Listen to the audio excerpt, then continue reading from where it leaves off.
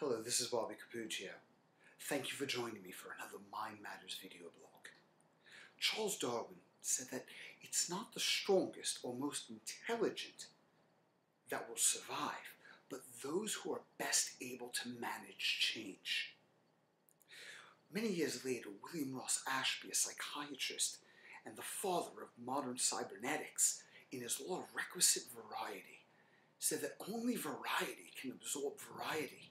And what he meant is that our ability to not only survive, but to thrive is in direct correspondence to our ability to develop distinctions, and from those distinctions, develop responses intrinsically that exceed the validity of our environment extrinsically. And in order to do this, we need to have 5 things in place. We need to, number 1, know our outcome. Number 2, have belief. Number 3, be capable of evaluating the results we're getting. Number 4, based on those evaluations, we have to reorchestrate our plans and take action again. And number 5, we have to have a sense of detachment. A simple story that illustrates this goes back a couple of weeks ago when I was asked to take care of my friend's cat when she was away for the weekend. She gave me a key ring that seemed to have about 20 keys on it, but she didn't tell me which key was the one to get into her apartment. Well, this is a little bit of a problem, because when I got there, the first few keys I tried instantly weren't the correct ones. Now, I knew my outcome. I knew I had to get into the house at a specific time that corresponded with the cat's feeding time. So there was no ambiguity about what needed to be done. Number 2, I had the belief that the right key was on the key ring, so I knew it was possible. So 3, every time I attempted to try another key and fit it into the lock and it didn't work, I didn't become overwhelmed about it. I viewed that as simply feedback. Now, I knew there was only one correct key and every other key was incorrect. So the probability of me trying the wrong key versus the right key significantly outweighed success.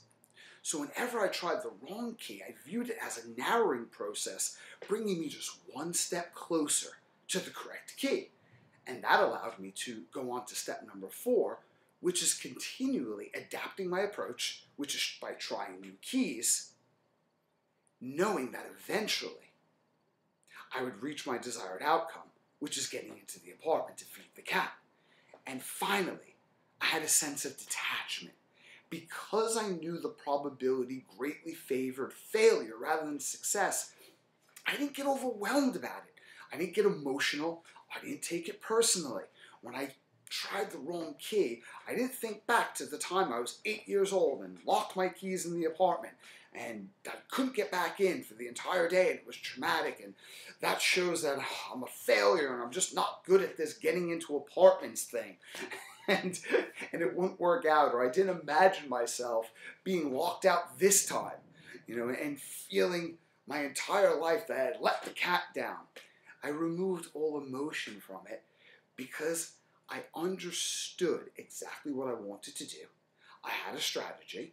I kept modifying my approach, and when it didn't work out, I expected that that was a possible alternative outcome to begin with, so I was able to keep on keeping on until eventually, by the way, I did get into the house and the cat did get fed.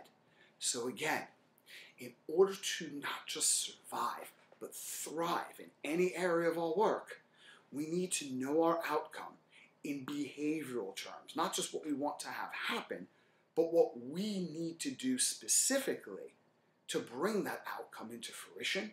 We need to believe that it's possible. Sometimes we can go back to something we accomplished in the past, maybe even something we accomplished in the past couple of days as evidence as our ability to accomplish something in the future. Or other times we simply model somebody who's already done what we desire to do. And that gives us the knowledge that if they're not any smarter than us, and they're probably not, it must be that they have a specific strategy that they've implemented. And if we can identify what are the components of that strategy, what quantities and what order of application, we could produce fairly similar results.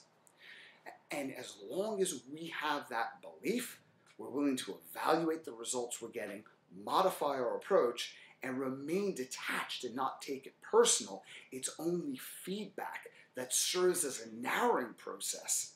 And therefore, each consecutive failure inevitably brings us one step closer to success. Every time we have an obstacle or a roadblock, it's encouraging rather than discouraging.